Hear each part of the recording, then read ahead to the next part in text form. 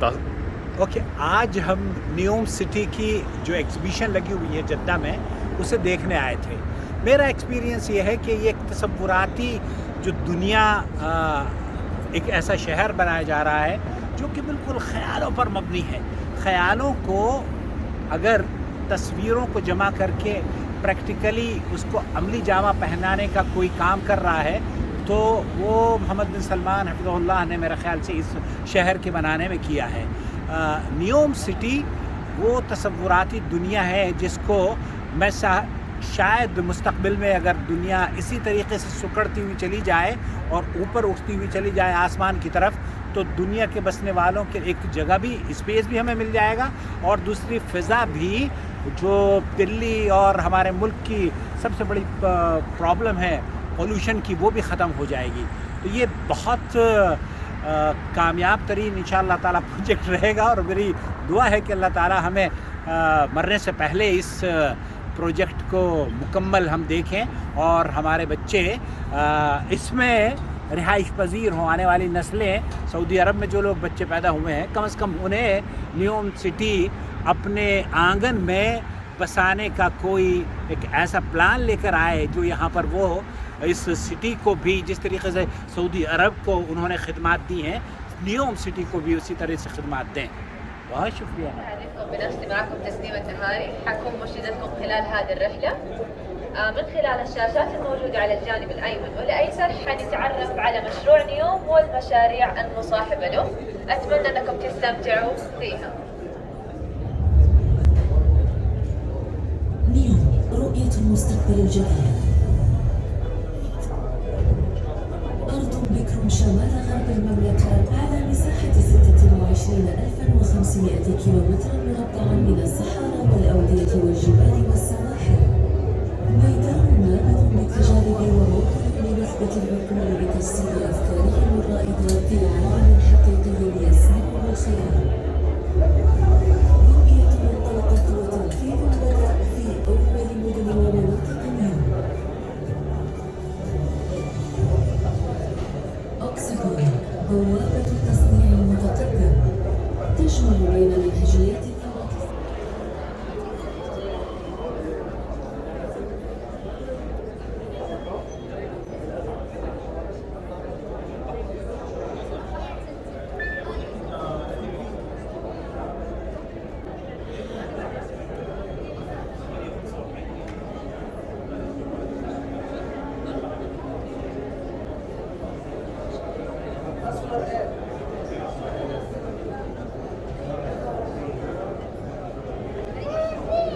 الآن بشكل عام واضح لكم صوت اللي ورا؟ تمام. حأنوه بقوانين المعرض اللي تنص على عدم لمس المجسمات أو العقول من خلالها.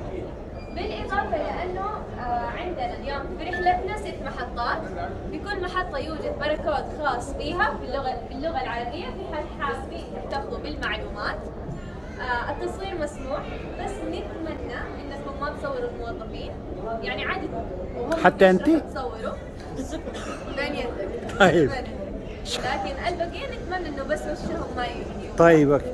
لكن التصوير بشكل عام مسموح، خذوا راحتكم. حياكم الله. متحمسين؟ कि 6 स्टेजेस हैं इसके और ये पहले स्टेज के बाद अब गालिबन दूसरे स्टेज पर जाया जा रहा है। The lion city, liability by what is that? I don't know, I don't see it. Okay, it looks like beautiful place. Wow.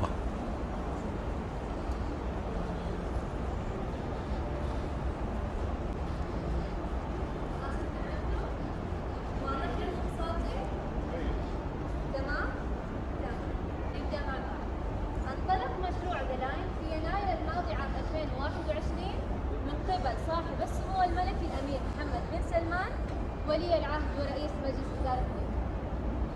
المشروع نقلة حضارية يضع الإنسان في المقام الأول، يوضح كيف حتكون مدن المستقبل بالإضافة لأنه يحافظ على الطبيعة. الآن حنتعرف مع بعض على دلال بشكل أوسع. أتمنى أنكم تستمتعوا في العرض.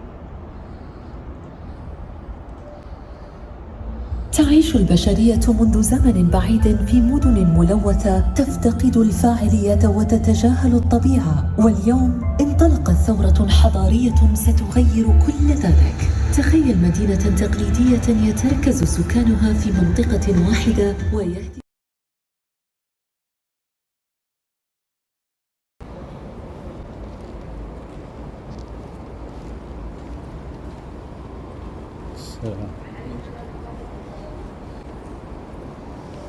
Okay, this is line.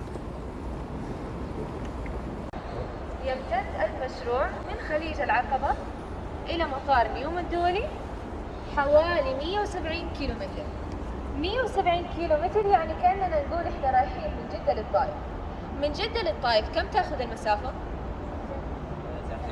ساعتين. طيب عشان ننتقل من البداية للنهاية في ذا لاين حتاخذ بس 20 دقيقة، وعشان نلبي احتياجاتنا اليومية تاخذ بس 5 دقائق، وعشان ننتقل من حي للتاني تاخذ بس دقيقتين. طيب عرفنا انه الامتداد من البداية للنهاية 170 كيلومتر على ارتفاع 500 متر فوق سطح البحر، يعني اطول من برج ايفل وبعرض 200 متر. طيب المشروع او ذا لاين زي ما انتم شايفين فيه له مرايات عاكسة. المرايات بشكل عام تعكس الطبيعة المصاحبة، يعني حتعكس لنا البحر، الجبال، الأودية، السهول والصحراء بشكل عام.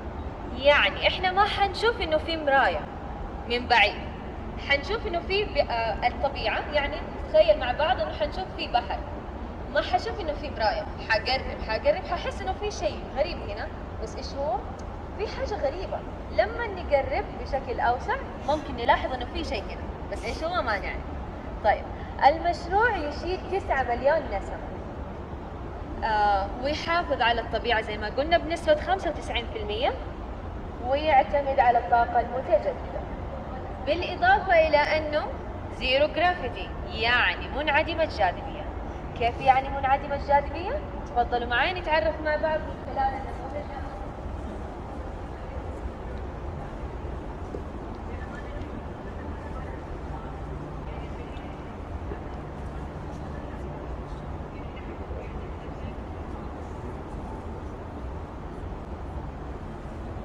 طيب تعرف الرفوف حقت ايكيا اللي تحسوها طايرة فيها اساسات وتتعلق في نفس الجدر، بس انكم ما انتم شايفين الاساسات، كأنها لاصقة، تحسوها طايرة.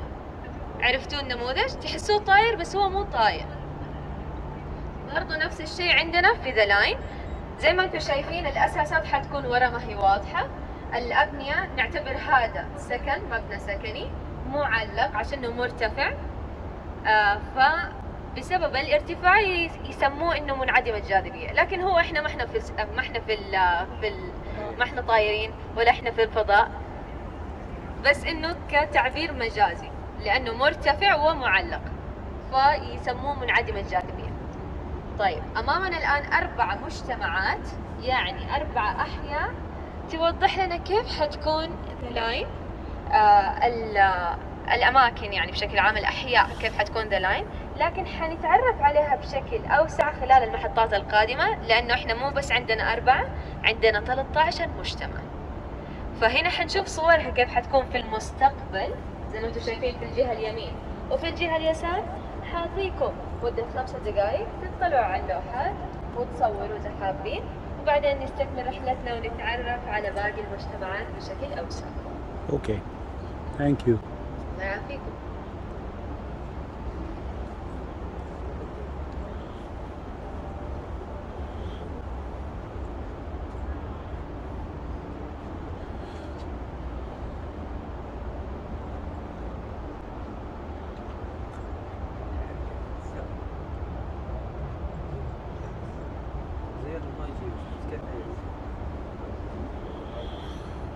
ये वो सऊदी अरब की का शहर तसव्वुराती जिसको शहर कहा जाए तो शायद गलत ताबीर ना होगी। ख़याल और अज़हान में जो तस्वीर आती है उसको पूरा करने की कोशिश की जा रही है। अल्लाह ताला कामयाबी अता फ़रमाए। नहायत ही खूबसूरत डिज़ाइनिंग।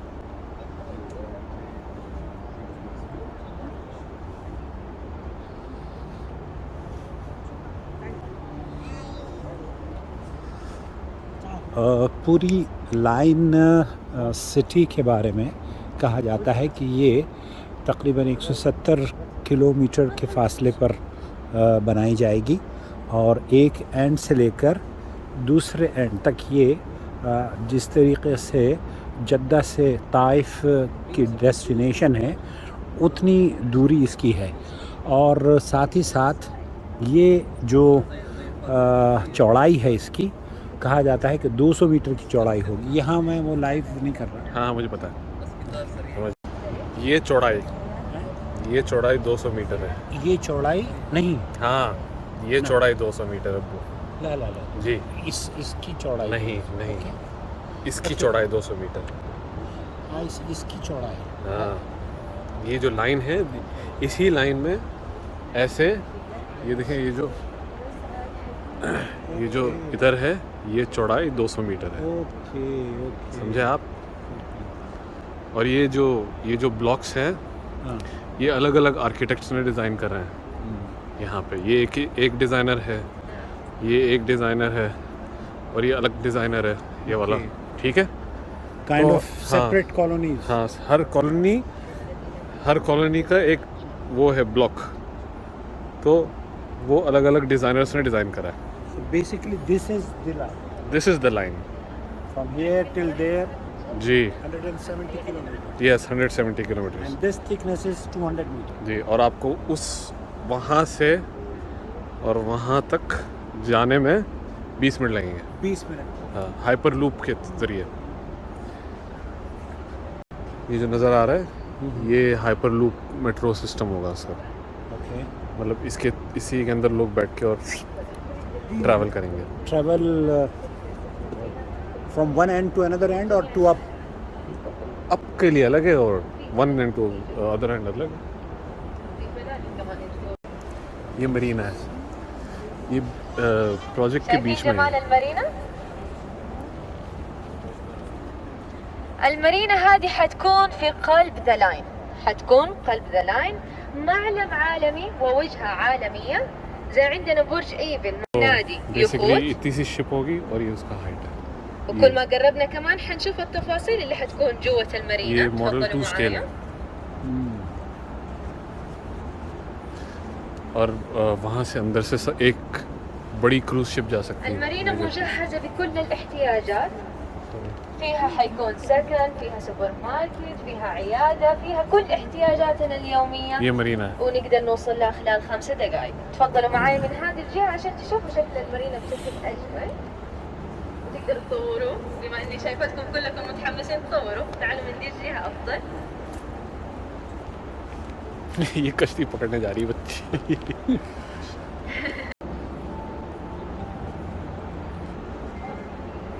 ये मरीना के अंदर का हिस्सा देखें।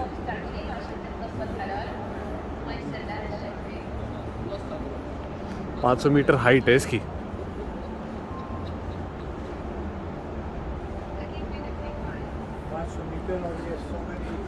हाँ, और ये जो होगा इसी के अंदर जो है स्टेडियम होगा। हाँ? ये इसी के अंदर स्टेडियम है, देखे ना, तो हाफ स्टेडियम है इधर और इस तरफ से खुला हुआ है और ये आधा बाहर आ रहा है स्टेडियम। देखें इसमें नज़र आ रहा है ना आपको, देखें बाहर आ रहा है और ये प्लेयर आ रहे हैं, देखें कैसे निकल के यहाँ से प्लेयर निकल के पिच में आ रहे हैं।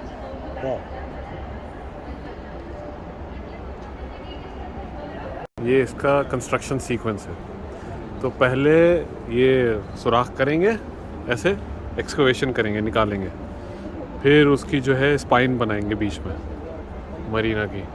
ठीक है, फिर कंस्ट्रक्शन होगी स्पाइन की, स्टेशन के कोर्स बनाएंगे, फिर देखेंगे कंक्रीट स्ट्रक्चर इन्हें डालेंगे और फिर लाइन की जो फसाद है वो, मतलब जो एक्सटर्नल है वो ऐसे।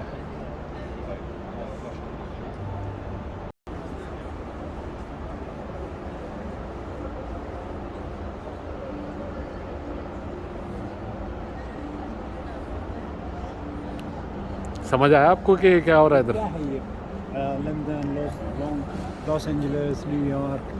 ये दिखा रहे हैं, देखें हाँ, कि अभी लंदन शहर ऐसा है, ठीक है, फैला हुआ, सारी बिल्डिंगें फैली हुई हैं। ओके।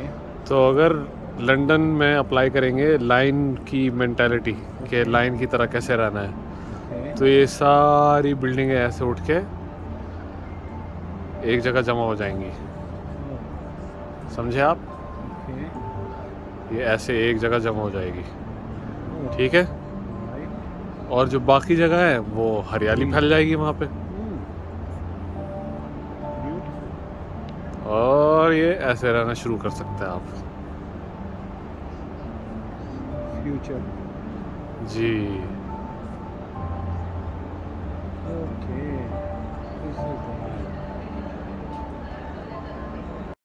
दिल्ली क्या कह रहे हैं? व्हाई नॉट दिल्ली हियर? दिल्ली क्यों? दिल्ली की पॉपुलेशन को देखना चाह रहा हूँ ना कि वो दिल्ली कैसे- ये वो एप्लीकेबल लेकिन उन न्यूयॉर्क मेरे ख्याल से सबसे बड़ी सिटी कौन सी है? इनमें सबसे बड़ी सिटी हाँ। पॉपुलेशन साइज के हिसाब से न्यूयॉर्क और लंदन होगी। न्यूयॉर्क को जब वो मसला ये नहीं है ना, ये इसकी प्रोजेक्ट की प्राइसिंग और लिविंग स्टैंडर्ड बहुत हाई होगा, तो दिल्ली के लोग अफोर्ड नहीं कर सकते, ये अफोर्डेबिलिटी इसकी इतनी नहीं है। احنا جايين الكشف حيكون موجود في دلاين. ايش قريتوا؟ ايش شفتوا؟ مدارس، جامعة، حدائق، مكتبات، متاحف، مطاعم، يعني زي ما احنا قاعدين نعيش حاليا في الحاضر حيكون موجود فيه دلاين، ولكن بشكل سهل، اننا نقدر نوصل له خلال 5 دقائق بس في نفس الحي. طيب أمامنا الآن 4 صور أو 4 فيديوهات توضح لنا مدن نعرف أن الكثافة السكانية فيها عالية، خلينا نقول 8 مليون نسمة، وإحنا نعرف أنه في دلاين حيكون 9 مليون نسمة. कौन सा ये वाला था ना? إلى الآن واضح لكم كل شيء؟ ये स्टेडियम है मरीना के अंदर है। عندكم أي استفسار؟ طيب تفضلوا معي ننتقل ونتعرف مع بعض على مراحل. अब ये दिखा रहे हैं कि इस वक्त लाइन में साइट एक्टिविटी क्या चल रही है, वहाँ क्या काम चल रहा है। هذه تصوير او مباشر؟ كيف؟ تصوير او مباشر؟ تصوير. كيف وضح لنا مباشر إنه بعد المغرب دلاين ده. في دلاين هذا.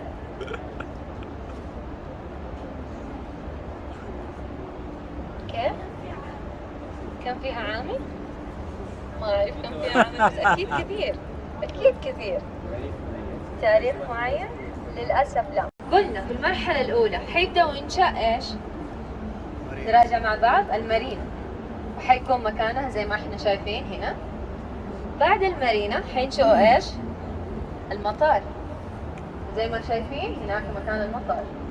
بعد المطار حيكون في عندنا الجزائر جزر محيطة. حتشيل هذه المرحلة كم نسمة؟ 450 ألف نسمة. حننتقل للمرحلة اللي بعدها، حتمتد المارينا من الجانب الأيمن ومن الجانب الأيسر، يعني من الجهة الشرقية ومن الجهة الغربية. حيمتد المطار من الجهة الشرقية ومن الجهة الغربية.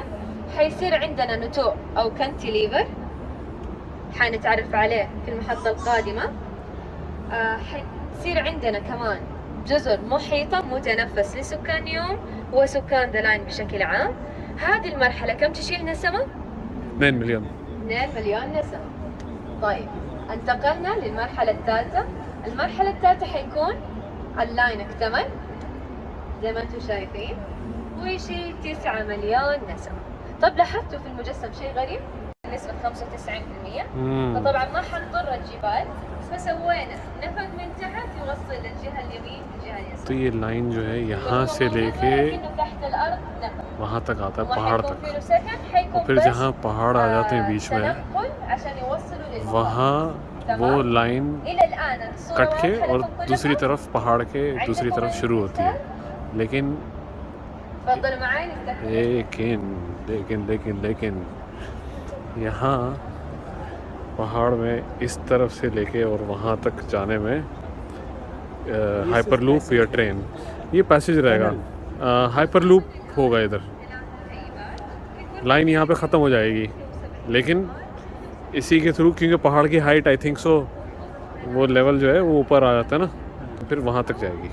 और ये एयरपोर्ट ये एयरपोर्ट है, موجودة في الموقع الإلكتروني ولكن ما حتكون مرتبة زي ما هي موجودة في الكتاب، حتدوروا على ये FAQs हैं, ये आर्किटेक्ट्स हैं, تفضلوا معي نكمل رحلتنا. इसमें से एक आर्किटेक्ट से मैं मिल चुका हूँ।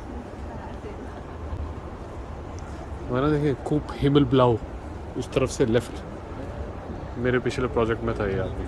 13 مجتمع 13 مجتمع مختلفة في التصميم ولكنها كلها تلبي احتياجاتنا خلال 5 دقائق. في مجتمعات تكون مميزة، ये في सारे شيء مميز sections हैं उसके। متشابه، بس شيء مميز فيها हर وحطوها مع हर بعض. सेक्शन ولكن قبل ما نشوف المجتمعات section उसके أمامنا design- الآن نموذج designer ने design الكانتليفر أو النتور زي ما تفضلت. هذا الكانتليفر بشكل أوسع، عندنا باركود باللغة العربية في الجانب الأيمن. إذا يهمكم حابين تحتفظوا بالمعلومات تقدروا تمسحوه. تفضلوا معنا نستكمل رحلتنا ونتعرف على المجتمعات بشكل دقيق. क्या कह रही है? सॉरी क्या कह रही है? احنا الآن أمام اللون الوردي يعني حيكون سكن، اللون الموف حيكون عيادة، اللون الأصفر حيكون مركز تجاري أو ستور. तो ये متجر कॉलोनीज हैं, بشكل उसको عام. कलर فكل لون कोड يعتمد दिए عن गए हैं। خدمة معينة ये نقدر जो نوصل لها خلال 5 रोज़ कलर دقائق. की है वो रेसिडेंशियल एरिया है, أمامنا ثلاث और صور توضح كيف حيكون في المستقبل. white زي ما है انتم तो- شايفين اللي قدام واللي في جهة اليمين هذه، कौन सा? والمصمم حقها اسمه مراقص. मॉर्फियस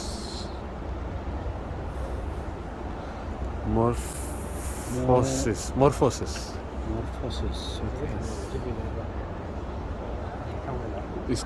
इसका आर्किटेक्ट मॉर्फोसिस है।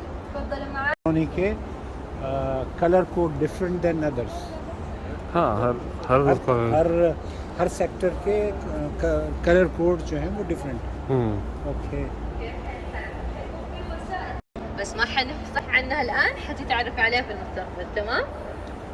فزي ما कह انتم रही है कि شايفين सिटी هنا ده में المجتمع नियॉन में المجتمع الثاني والثالث يوضح لنا بشكل عام क्या नाम كيف है? حتكون وسائل कोई التنقل. व्हीकल नहीं طبعاً होगी, व्हीकल هنا नहीं عندنا चलेगी, مسارات अलबत्ता التنقل. ट्रांसपोर्टेशंस की 4 مسارات. जो نفس الشيء. ट्रांसपोर्टेशन के लिए यूज़ किया जाएगा वो يوضح لنا ऊपर से مسارات नीचे कैसे التنقل، जाएंगे? يعني दूसरे مسارات वो الأجهزة. डिफरेंट إذا حتكون سيارات حيكون شيء ثاني. लिफ्ट्स और تمام. ब्रिजेस वगैरह के ज़रिए। برضو يوضح لنا بشكل عام كيف حتكون الحدائق المعلقة، تقدر تشوفوها من الجانب الحدائق الأيمن من المعلقة. الجانب الأيسر إذا मतलब حابين. हैंगिंग गार्डन كيف गार्डन تقدروا من الجهاز حابين كمان. मतलब हैंगिंग गार्डन होंगे इसमें। हैंगिंग गार्डन्स होंगे, यस। تكون الحدائق المعلقة كيف تربط ये होंगे हैंगिंग गार्डन्स। अरे ये तो उल्टे लटके हुए हैं पेड़, ये जड़े हैं। हाँ ये जड़े हैं। ओके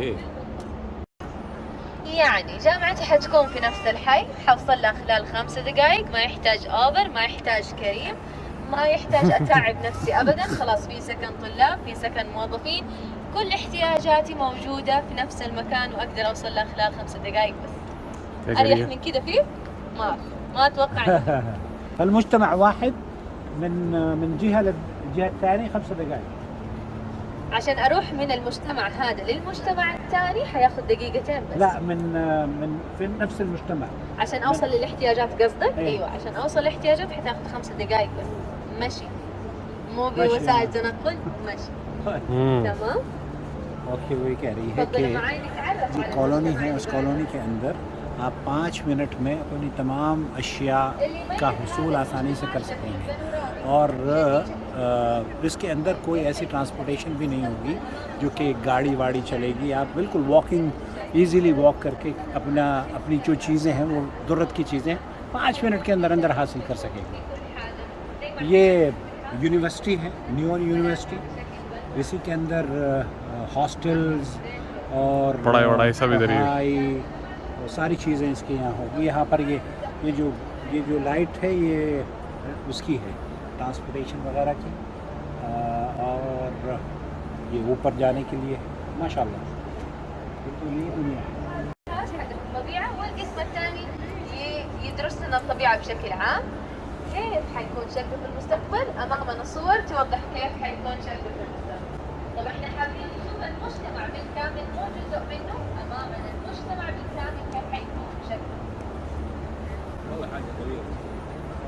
حي، مجتمع حي. فزي ما قلنا حيكون في له سكن، حيكون في له مستوصف، لا 13 حي أو 13 مجتمع. فكلها فيها نفس الخدمات ولكن تتميز بأشياء. زي هذاك كان متميز بأنه فيه له جامعة، هذا متميز بأنه فيه له مركز أبحاث. والمجتمعات الآن التالية حنتعرف إيش اللي يميزها مع بعض. تفضلوا معايا. لا مو كذا. فيها مركز أبحاث، فيها وحدات سكنية. ما حددوا ايش ارتفاعات وانخفاضات. المسار بشكل عام حيكون فيه له ارتفاعات وانخفاضات زي ما يوضح لنا النموذج على الجانب اليمين. اوكي. حيكون في ارتفاعات وانخفاضات. الخدمات متداخلة في نفس الحي، الخدمات اللي هي هذه النجوم بشكل عام، وما حتكون في نفس الطابق، حتكون على طوابق. يعني زي ما انتم شايفين في النموذج هنا ما حيكونوا في نفس الخط. مثلا الوحدة السكنية ये लेवल से ये लेवल से नीचे से ऊपर तक। तो ज़रूरत की चीज़ें ऊपर होंगी या नीचे होंगी?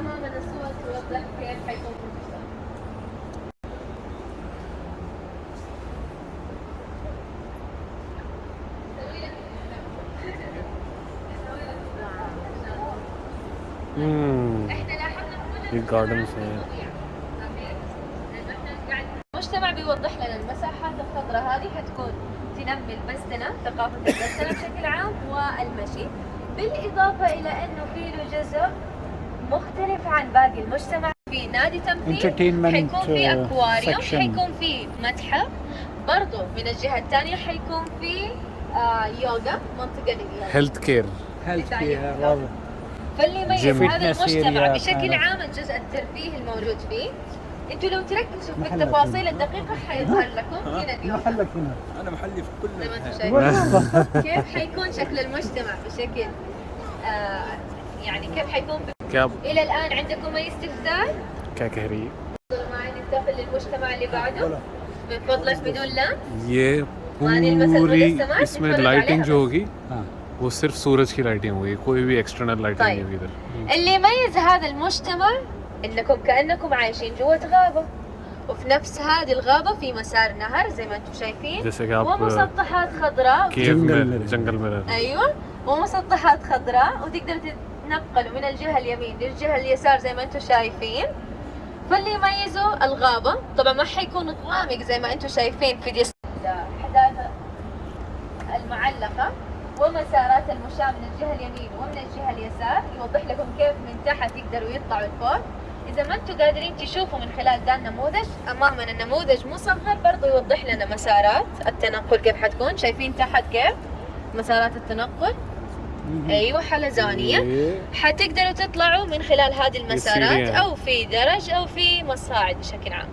كيف حيكون شكل المجتمع بشكل كامل؟ أمامنا 3 صور توضح كيف حيكون شكل المجتمع. ऊपर जा सकते हैं लिफ्ट से, ये सीढ़ियाँ हैं।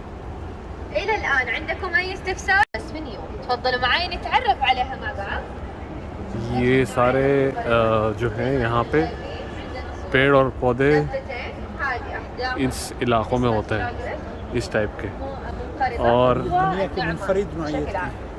طيب، وأمامنا نماذج توضح أغلب النباتات الموجودة في نيو. في حال حابين تتعرفوا أكثر على النباتات والطبيعة، عندنا بركود في الجهة اليمين تقدروا من خلاله تتعرفوا بشكل أوسع.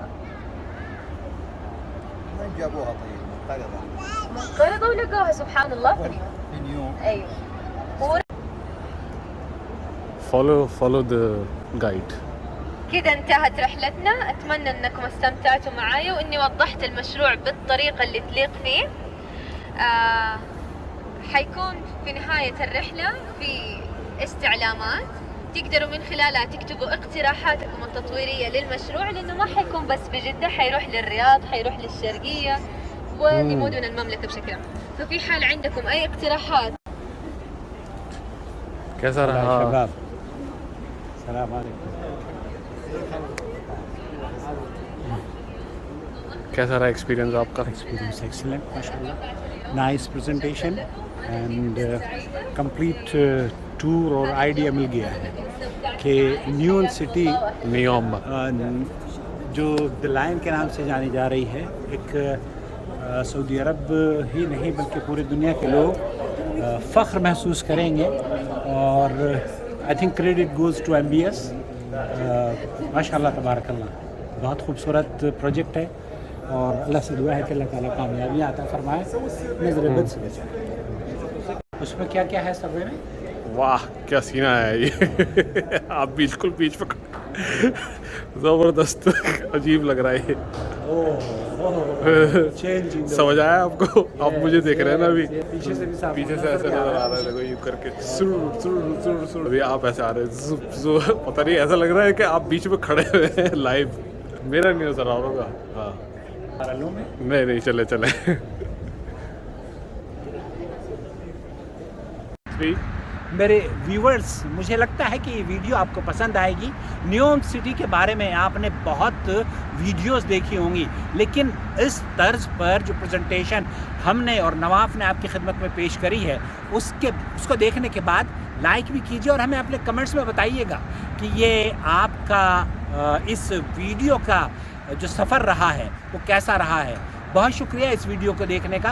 और चैनल की खासियत ये है कि ये सऊदी अरब और आजम को मिला रहा है, ब्रिज बना हुआ है, इसलिए इस ब्रिज को तक़वियत देने के लिए आप इसका हिस्सा बने और इसको सब्सक्राइब कर लें।